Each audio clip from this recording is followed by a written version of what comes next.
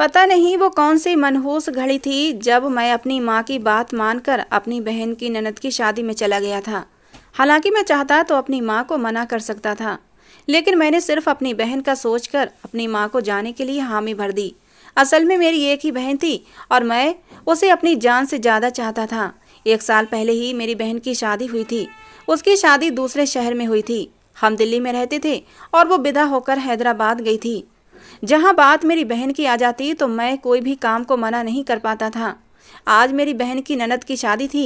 मेरी माँ कहने लगी, रोहित, शिल्पा की ननद की शादी है तो हमारे घर से किसी का जाना जरूरी है। और देख मौसम कितना ख़राब हो रहा है। अगर मौसम ठीक होता तो मैं चली जाती, लेकिन ख़राब मौसम की वजह से ठंड बढ़ने लगी है और इस बढ़ती ठंड में मेरे जोड़ों का दर्द मुझे परेशान करने लगता है। अब अगर मैं चली जाऊं तो शिल्पा मेरी परेशानी को देखकर परेशान हो जाएगी। शादी को क्या खाक एंजॉय कर पाएगी। तो मैं चाहती हूं कि तू चला जा। एक दिन की बात है, शिल्पा भी खुश हो जाएगी और उसके ससुराल वालों को भी लगेगा कि कम से कम बहू की ससुराल से कोई तो आया। अगर हम नहीं गए तो शिल्पा को अपनी ससुराल में कितनी बातें सुनने को मिलेंगी। मौसम वाकई बहुत ख़राब हो रहा था। हाई अलर्ट की न्यूज़ पहले ही टीवी पर आ चुकी थी कि किसी भी समय भारी बारिश हो सकती है। लेकिन मेरी माँ की बात भी सही थी। अब नई नई शादी हुई थी तो जाना जरूरी था, इसलिए मैं माँ को मना नहीं कर सका। कुछ ही घंटे के बाद मैं हैदराबाद के लिए निकल पड़ा था। मेरी बहन मुझे देखकर बहुत खुश हुई थी। उसने माँ के बारे में भी पूछा, लेकिन मैंने कह दिया कि बेमौसम बारिश ने ठंडी बढ़ा दी है और इस वजह से माँ को जोड़ों में दर्द की प्रॉब्लम हो गई है। तुझे तो माँ की प्रॉब्लम के बारे में पता ही है, इसलिए माँ नहीं आ सकी। खैर, मेरी बहन के ससुराल वाले बहुत ही अच्छे थे। सब ने मुझे हाथों हाथ लिया था। शादी को मैंने खूब एंजॉय किया और अगले दिन ही मैं वापसी के लिए निकल पड़ा। हालांकि मेरी बहन ने कहा भी कि आज का और रुक जाओ, आज मौसम विभाग ने जो खबर दी है वो अच्छी नहीं है। कहते हैं कि किसी भी समय भारी बारिश हो सकती है। मैंने कहा, शिल्पा, ये क्या बेकार की बातें कर रही हो। कभी ऐसा हुआ है कि मौसम विभाग ने कोई खबर दी हो और वो सच साबित हुई हो? ठीक है, उन्होंने हाई अलर्ट की सूचना दी है, लेकिन ऐसा कभी नहीं होगा। देखना, हल्की फुल्की बारिश होगी और रुक जाएगी। अगर मैं आज रुक गया तो मेरे ऑफिस से 2 दिन की छुट्टी हो जाएगी और तुझे तो पता है मेरी नई नई जॉब लगी है, तो ऐसे हालात में मैं ज़्यादा दिन की छुट्टियां नहीं कर सकता। और वैसे भी मेरा बॉस बहुत ही सख्त मिजाज है। पता लगा कि वो मुझे मेरी जॉब से ही निकाल दे, और मैं अपनी जॉब खोना नहीं चाहता क्योंकि मैं अपनी जॉब से बहुत खुश हूँ। फिर भी शिल्पा ने मुझे रोकने की बहुत कोशिश की थी, लेकिन मैं ना रुका और दिल्ली के लिए निकल खड़ा हुआ। अभी मैं 4-5 किलोमीटर ही चला था कि मौसम ने अपने तेवर बदलने शुरू कर दिए थे। मुझे लगा हल्की फुल्की बारिश होगी और कुछ ही देर में रुक जाएगी। जब तक बारिश अपना जोर बांधेगी तब तक मैं घर भी पहुंच जाऊंगा। लेकिन बारिश तो जैसे रुकने का नाम ही नहीं ले रही थी, धीरे धीरे बढ़ती ही जा रही थी। और फिर देखते ही देखते बारिश इतनी तेज हो गई कि सामने की गाड़ियां भी दिखाई नहीं दे रही थीं। मैं बहुत ज़्यादा परेशान हो गया था। गाड़ी की स्पीड भी तेज नहीं कर सकता था क्योंकि सामने कुछ भी दिखाई नहीं दे रहा था। मैंने गाड़ी एक कच्ची सड़क पर डाल दी। मैंने सोचा था कि शॉर्टकट से चला जाता हूँ, जल्दी पहुँच जाऊँगा, लेकिन ऐसा करना भी मेरी सबसे बड़ी गलती साबित हुई थी क्योंकि कच्चे रास्ते पर जाते ही मेरी गाड़ी ने आगे चलने से नखरे दिखाना शुरू कर दिए थे। क्योंकि बारिश की वजह से कच्चे रोड पर कीचड़ भर गया था और गाड़ी उस पर तेज नहीं भाग सकती थी। मैं गाड़ी धीरे धीरे आगे बढ़ाता हुआ ले जा रहा था। मन ही मन उस घड़ी को कोस भी रहा था जब मैंने शिल्पा की बात नहीं मानी थी। अगर उसकी बात मानकर मैं एक दिन के लिए और रुक जाता तो इस मुसीबत का सामना नहीं करना पड़ता। लेकिन खैर, जो हो चुका था उसे टाला नहीं जा सकता था। अपनी किस्मत को कोसता हुआ मैं आगे बढ़ रहा था।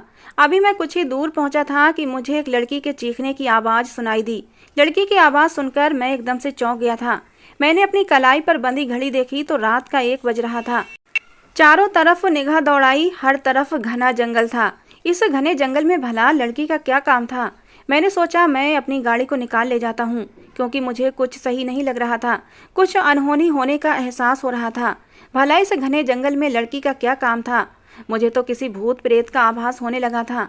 लेकिन आवाज़ मुझे फिर से सुनाई दी। अब मैं अपनी गाड़ी को आगे नहीं बढ़ा सका। मैंने गाड़ी वहीं रोक दी। बारिश तेज हो रही थी और मैं इस बरसती बारिश में गाड़ी से निकल भी नहीं सकता था। गाड़ी में बैठे बैठे ही उस तरफ देखने लगा जहां से लड़की के चीखने की आवाज़ आ रही थी। अब लड़की के चीखने की आवाज़ बंद हो चुकी थी। मैंने सोचा या तो ये मेरा वहम था या फिर किसी भूत प्रेत का ही चक्कर था। जाने के इरादे से मैं दोबारा अपनी गाड़ी स्टार्ट करने लगा। कुछ ही देर बाद उसी तरफ से एक लड़की भागती हुई मेरी गाड़ी की तरफ आ रही थी और कुछ ही देर में वो मेरी गाड़ी के सामने पहुंच चुकी थी। वो सफ़ेद रंग के कपड़े पहने हुए थी। बारिश की वजह से उसके कपड़े उसके शरीर से चिपक गए थे। नेट का दुपट्टा ओढ़े हुए थी जो चिपक कर बिल्कुल उसके गले में पड़ा हुआ था, जो उसके शरीर को छिपा नहीं पा रहा था।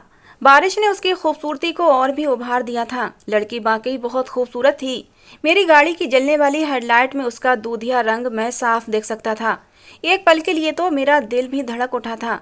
ऐसी खूबसूरत लड़की भला जंगल में क्या कर रही थी? उस लड़की की खूबसूरती देखकर मेरी नज़रें बेबाक हुई थीं।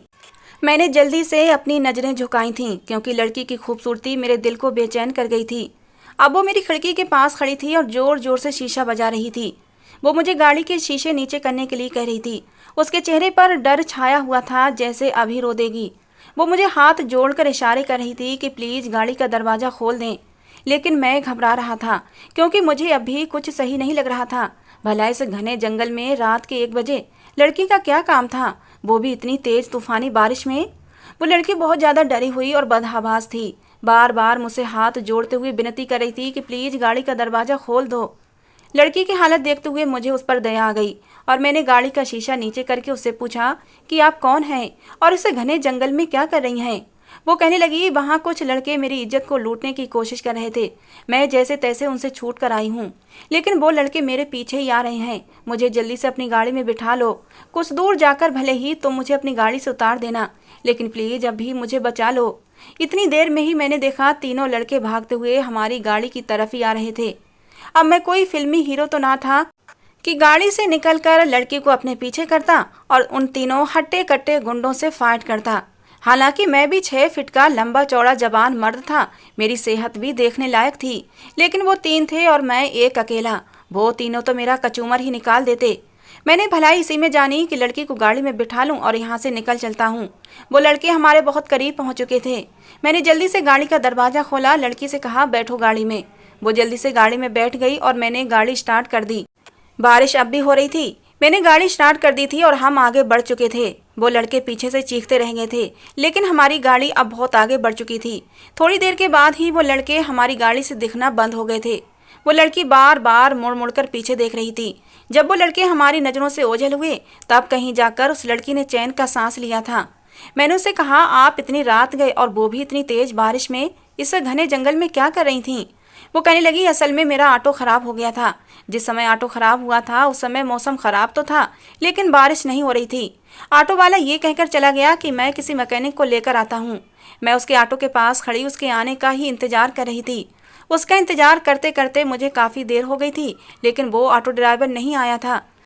धीरे धीरे बारिश बढ़ने लगी थी और मैं उसका इंतज़ार करते करते थक गई थी। मौसम ख़राब होने की वजह से मुझे कोई दूसरी सवारी भी नहीं मिल रही थी और मौसम भी बहुत ख़राब था, तो मैं किसी से मदद मांगने के इरादे से बाहर रोड पर आ गई। लेकिन इतने में 3 लड़के मेरे पास आए और कहने लगे, हम आपको लिफ्ट दे देते हैं। लेकिन मुझे उन लड़कों के इरादे पहले ही सही नहीं लग रहे थे, इसलिए मैंने उन्हें मना कर दिया कि मुझे कोई लिफ्ट नहीं चाहिए। लेकिन अकेली लड़की को देखकर वो शेर हो गए और मुझे तंग करने लगे। मैं अपने आप का बचाव करने के लिए चीखने लगी तो एक ने मेरे मुंह पर हाथ रख दिया और मुझे खींचते हुए इधर जंगलों की तरफ ले आए। भगवान का धन्यवाद कि उसने आपको मेरी मदद करने के लिए भेज दिया। मैं आपका जितना धन्यवाद करूं उतना कम है।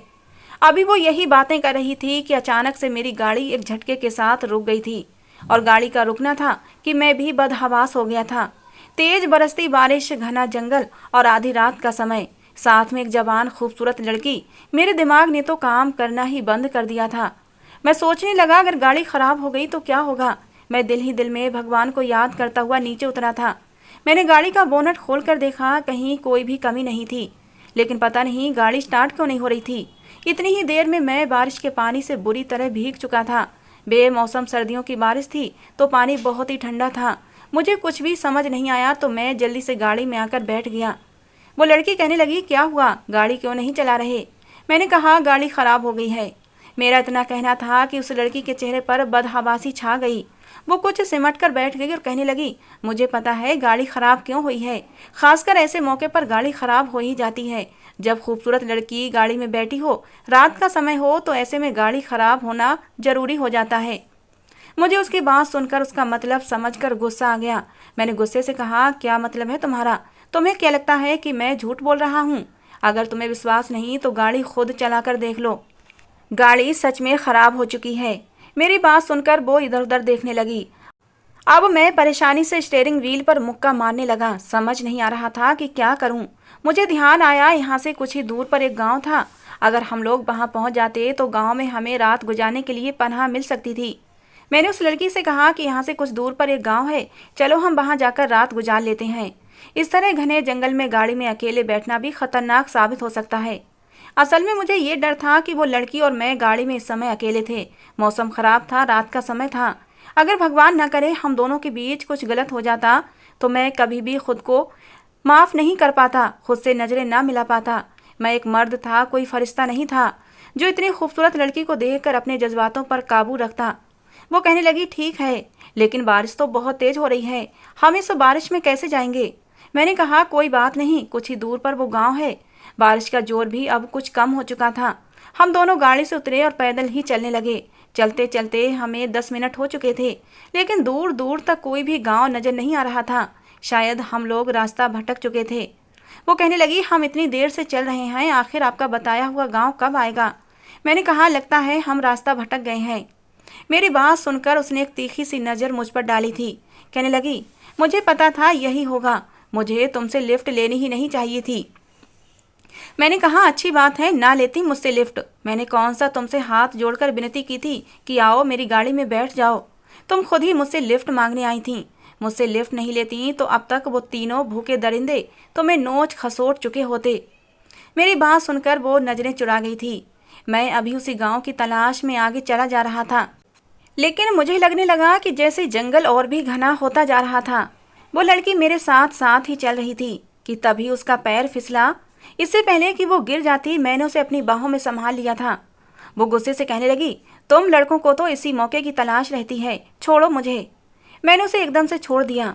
मैंने कहा, मैं तो तुम्हें गिरने से बचा रहा था। तुम तो बहुत ही गंदी सोच की लड़की हो। मेरे बारे में पता नहीं क्या क्या गलत गलत बोले जा रही हो और मैं तुम्हें बर्दाश्त कर रहा हूँ। अब मैं तुम्हारे साथ एक पल भी नहीं रुक सकता। मेरा क्या है, मैं अपनी गाड़ी में जाऊंगा, खिड़कियां बंद करूंगा और आराम से सो जाऊंगा। सुबह होने पर किसी मैकेनिक को बुलाकर गाड़ी सही कराऊंगा और अपने घर चला जाऊंगा। तुम्हारी जो मर्जी हो वो करो। ये कहकर मैं गुस्से से अपने रास्ते पर चल दिया। वो लड़की भी मेरे पीछे नहीं आई थी। कहने लगी, ठीक है, मैं भी अपना रास्ता खुद ही ढूंढ लूंगी। मुझे भी कोई परवाह नहीं थी।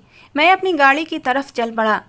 अभी थोड़ी ही दूर चला था कि मुझे उस लड़की के चीखने की तेज आवाज़ आई थी।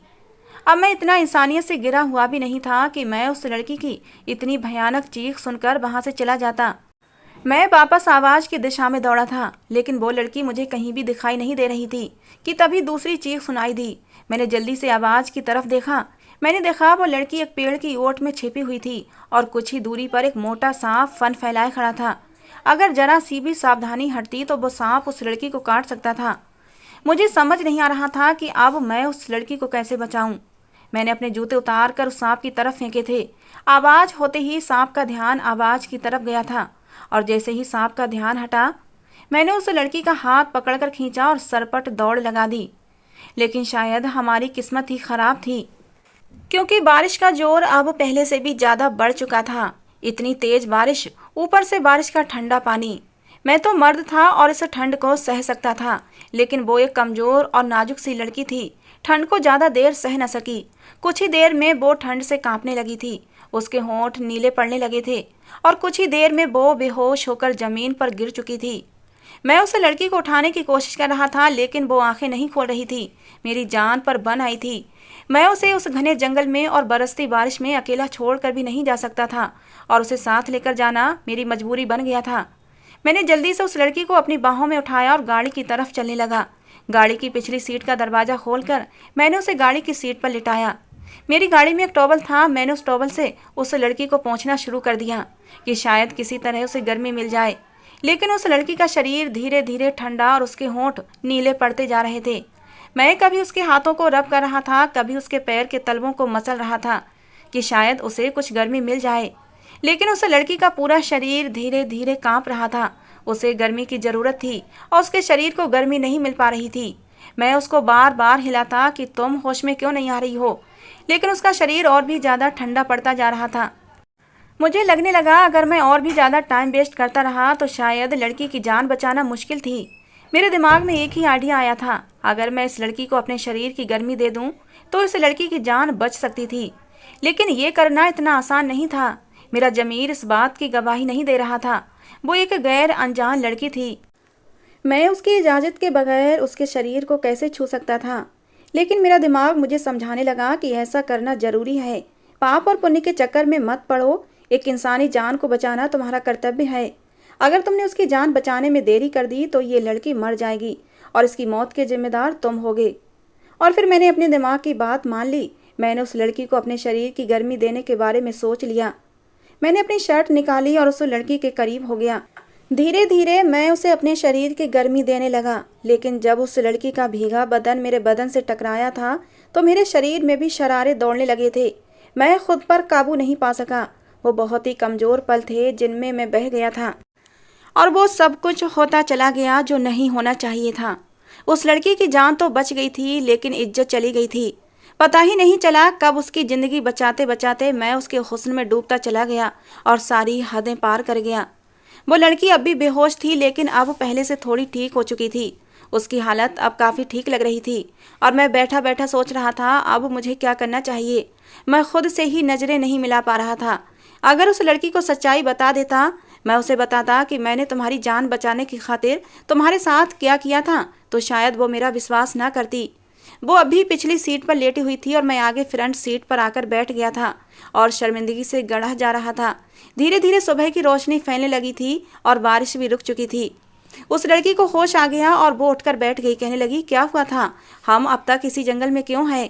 अब तो दिन भी निकल आया है, बारिश भी रुक चुकी है और रात को अचानक मुझे क्या हो गया था? मुझे याद है कि मुझे एकदम से बहुत ज़्यादा ठंड लगने लगी थी और फिर मैं धीरे धीरे बेहोश होती चली गई। मैं गाड़ी में कैसे आई? मैंने उस लड़की को सिर्फ इतना कहा कि तुम बेहोश होकर गिर गई थी, मैं तुम्हें उठाकर गाड़ी में ले आया। इसके अलावा मैंने उस लड़की को कुछ भी नहीं बताया था। वो लड़की मेरा धन्यवाद कहने लगी कि मैंने उसकी जान बचाई। मुझसे माफ़ी भी मांगने लगी। कहने लगी, मुझे माफ़ कर दो, मैं तुम्हें गलत समझ रही थी। रात को पता नहीं मैं तुम्हारे बारे में क्या क्या बोल गई थी। तुम तो बहुत ही अच्छे और शरीफ लड़के हो। पूरी रात तुम्हारी गाड़ी में एक हसीन खूबसूरत लड़की अकेली थी और तुमने उसकी जान भी बचाई और उसका गलत फ़ायदा भी नहीं उठाया। तुम बहुत ही अच्छे इंसान हो। अब हम गाड़ी से निकलकर धीरे धीरे उसी गांव की तरफ जा रहे थे जो रात को लापता हो गया था। थोड़ी दूर पर ही हमें वो गांव नजर आ गया था। मैंने एक घर का दरवाज़ा खटखटाया। मैंने कहा, कुछ देर के लिए इस लड़की को अपने घर में पनाह दे दें। मेरी गाड़ी ख़राब हो गई है, मैं उसे सही कराता हूँ, फिर इसे ले जाऊँगा। दरवाज़ा एक अधेड़ उम्र की औरत ने खोला था। कहने लगी, ये लड़की कौन है? वो हम दोनों को शक भरी नज़रों से देख रही थी। मेरे पास कोई जवाब नहीं था कि मैं उस औरत को क्या जवाब दूँ। अभी वो लड़की कुछ बोलने ही वाली थी कि मैंने उसका हाथ दबाकर उसे कुछ भी कहने से रोक दिया। मैंने कहा, ये मेरी पत्नी है और हमारी गाड़ी ख़राब हो चुकी है। कुछ देर में मैं आऊँगा और इसे वापस ले जाऊँगा। उस अधेड़ उम्र औरत ने उस लड़की को अपने घर के अंदर ले लिया और मैं गाड़ी ठीक कराने चला गया। लेकिन गाड़ी ठीक कराते कराते मुझे 3-4 घंटे लग गए थे और जब मैं वापस लौटा तो उस औरत ने मुझे बताया कि तुम्हारी पत्नी तो चली गई थी, ये कहकर कि मैं खुद ही ऑटो लेकर चली जाऊँगी। मैं भी अपनी गाड़ी से अपने घर वापस आ गया था। लेकिन कभी कभी सोचता तो मुझे खुद पर बहुत ही शर्मिंदगी होती। मैंने उस लड़की के साथ सही नहीं किया था। उसे तो पता भी नहीं था कि उसकी इज्जत दागदार हो चुकी थी। वो अपना सब कुछ गंवा चुकी थी। अगर उस लड़की की शादी होती और उसके पति को शक हो जाता तो वो उसकी ज़िंदगी नर्क से भी बुरी बना देता। उस लड़की की बर्बादी का जिम्मेदार मैं खुद को ठहराने लगा था और इसका एक ही हल मुझे समझ आया कि मुझे उस लड़की से शादी कर लेनी चाहिए। लेकिन मैं उसे कहाँ ढूंढता? मुझे तो उसका नाम भी पता नहीं था। फिर भी मैंने अपने तौर पर बहुत कोशिश की कि मैं किसी तरह उस लड़की को ढूंढ सकूं, लेकिन वो लड़की मुझे कहीं नहीं मिली। 4 महीने हो चुके थे इस बात को। एक दिन मैं अपनी माँ को लेकर मंदिर गया। मेरी माँ की बड़ी इच्छा थी कि मैं भी उनके साथ चलूं। हालांकि इससे पहले माँ खुद ही मंदिर चली जाया करती थीं, लेकिन माँ के कहने पर पता नहीं क्यों उस दिन मैं भी मान गया था। जब माँ को मंदिर लेकर गया तो एक लड़की भगवान के सामने रो रो कर उससे प्रार्थना कर रही थी कि हे भगवान, तूने मेरे साथ ये क्या कर दिया? मुझे किस जुर्म की सज़ा दी है? मैंने तो ऐसा कोई भी पाप नहीं किया है, फिर मुझे ये क्यों सज़ा दी? मैं पवित्र हूँ, मैंने किसी के साथ कोई भी रिश्ता नहीं रखा। मेरा तो आज तक किसी भी लड़के से कोई चक्कर नहीं रहा, फिर ये पाप मेरे पेट में कैसे आ गया? अगर तूने मुझे इस मुसीबत में डाला है तो तू ही मुझे निकाल, नहीं तो मैं अपनी जान ले लूँगी। मुझे इस जिल्लत भरी जिंदगी को नहीं जीना। उस लड़की की बात सुनकर पता नहीं क्यों मेरा दिल धक से हुआ था। मैंने उस लड़की का चेहरा देखा तो मेरा दिल धक से रह गया था। ये तो वही लड़की थी, यानी कि उस रात जो कुछ भी मैंने उसके साथ किया उसका बीज उसके पेट में पड़ रहा था और उसकी ज़िंदगी बर्बाद करने का मैं जिम्मेदार था। मैंने उसके जुड़े हुए हाथ थाम लिए। उसने आंखें खोलकर देखा और शायद मुझे पहचान गई थी। कहने लगी, तुम यहाँ क्या कर रहे हो? मैंने कहा, मंदिर में लोग क्या करने आते हैं? अपने पापों का प्रायश्चित करने ही आते हैं। मैं भी अपने पापों का प्रायश्चित करने आया हूँ। कहने लगी, तुमने कौन सा पाप कर दिया? मैंने कहा, मैं तुमसे शादी करना चाहता हूँ। मेरी बात सुनकर वो रोने लगी। कहने लगी, तुम बहुत अच्छे इंसान हो, मैं तुम्हारे काबिल नहीं हूँ। मैं किसी के नाजायज बच्चे की माँ बनने वाली हूँ। पता नहीं ये कैसे हुआ, लेकिन ये सच्चाई है कि मेरे पेट में किसी का पाप पल रहा है। हालांकि मैंने आज तक कोई भी ऐसा काम नहीं किया। पिछले 2 महीने से मेरी तबीयत बहुत ख़राब रहने लगी थी और मैं डॉक्टर के पास गई तो डॉक्टर ने मुझे ये खबर सुनाई थी। घर में मेरी बूढ़ी माँ है। मेरे पापा तो मुझे बचपन में ही छोड़कर चले गए थे। मेरी माँ ने ही मुझे पाल पोस कर बड़ा किया था। अपने घर का खर्चा मैं एक स्कूल में जॉब करके करती हूँ। सब कुछ ठीक चल रहा था। मेरी शादी भी होने वाली थी, लेकिन पता नहीं ये सब कुछ कैसे हो गया। मैंने कहा, मैं तुम्हें सहारा देना चाहता हूँ, तुम्हारे बच्चे को अपनाना चाहता हूँ, इस बच्चे को अपना नाम देना चाहता हूँ। ये कहते हुए मैं उससे नजरें चुरा गया था और शायद वो सब कुछ समझ गई थी। एक झटके से वो मेरे सामने आई। उसके चेहरे पर गम, गुस्सा, हैरत और नफरत के मिले जुले भाव थे। बड़ी बड़ी आंखों में आंसू झिलमिला रहे थे। मेरी आंखों में आंखें डालकर कहने लगी, तो इस बच्चे के बाप तुम हो? अगर मैं गलत नहीं तो उस रात तुमने मेरी बेहोशी का फायदा उठाया था। इस बात को 4 महीने गुजर चुके हैं और ये पाप भी 4 महीने से ही मेरे पेट में पल रहा है। सच बताओ, आखिर उस रात क्या हुआ था? वो मुझे मेरा गिरबान पकड़े सच्चाई पूछ रही थी और अब छुपाने का कोई फायदा नहीं था। मैंने उसे सारी सच्चाई बता दी। मैंने कहा, तुम ठंड की वजह से बेहोश हो गई थी। तुम्हारा शरीर ठंडा पड़ चुका था, होंठ नीले पड़ चुके थे। अगर तुम्हें कुछ देर गर्मी ना मिलती तो शायद तुम्हारी शरीर की रगों में खून जम जाता, तुम्हारी मौत हो जाती। तुम्हारी जान बचाने के लिए मैंने तुम्हारे शरीर को अपने शरीर की गर्मी देनी चाहिए और जब ऐसा करने के इरादे से मैं तुम्हारे करीब गया तो मैं बह गया था और ना चाहते हुए भी सब कुछ हो गया था। मैं तुम्हें उस दिन बताने की हिम्मत नहीं कर सका, लेकिन भगवान के सामने मैं इस बात को मानता हूँ। भगवान को साक्षी मानकर ये बात सच्चे दिल से स्वीकार कर रहा हूँ कि पिछले 4 महीने से मैं चैन से सो नहीं सका हूँ। हर पल मुझे तुम्हारा ख्याल रहा है। मैंने तुम्हें बहुत ढूंढा कि तुमसे शादी कर लूं, लेकिन तुम मुझे कहीं ना मिली। और देखो भगवान का चमत्कार, शायद उसे हम दोनों को मिलाना था, इस बच्चे को उसके असली बाप तक पहुंचाना था। और देखो तुम मुझे मिल गई हो। जो कुछ हुआ गलत हुआ, मैं इस बात को मानता हूँ और मैं तुमसे इस बात की माफ़ी भी मांगता हूँ, लेकिन मैं अपने पाप का प्रायश्चित करने के लिए तैयार हूँ। मैं तुम्हें इज्जत की ज़िंदगी देना चाहता हूँ और अपने बच्चे को इज्जत के साथ अपनाना चाहता हूँ। मेरी बात सुनकर वो वहीं बैठ गई और फूट फूट कर रोने लगी। कहने लगी, कैसे माफ़ कर दूं?